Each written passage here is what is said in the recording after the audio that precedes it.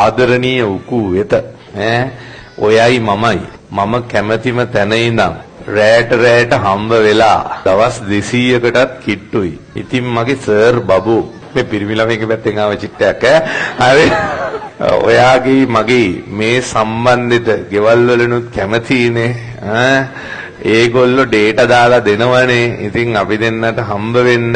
ඉතින් ඔයා අපි දෙන්නගේ ඇනිවර්සරි එකට මොකද කරන්න හිතාගෙන ඉන්නේ? ඊයසරේ අපේ දවස් 100 ඇනිවර්සරි එකට දුන්න දෙයට වඩා සුපිරි ආදරණීය දෙයක්. හරිද මගේ සුදු තාත්තියෝ කියලා තියෙනවා. අයියෝ. ඉවිනින් බූස්ටර් හරි ඉවිනින් බූස්ටර් වල කීයද? 195. 195. එතකොට ඉවිනින් බූස්ටර් 200 එනවනේ. මොකද ඕන්න අපිට මේව කරන්න පුළුවන්. ඉවිනින් බූස්ටර්ස් 200ම කරාද කියලා බලලා හරි හොඳ පනිෂ්මන්ට් එකක් දෙන්න පුළුවන්. ඔක තමයි සිද්ධිය. මොකද කරන්නේ? ඉවිනින් බූස්ටර් 200ට පාටියක් තියමුද?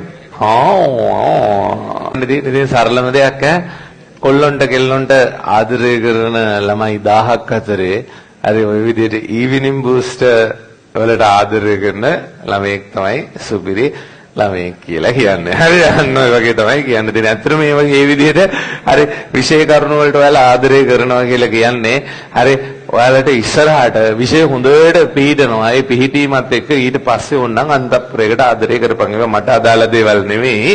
හරි ඒක ඔයාලගේ ජීවිතේ ඔයාලා තීරණය කරන්න. හැබැයි මං කියන්නේ මේ කාලේ හැම වෙලාවෙම විශේෂ ආදරය කරන්න.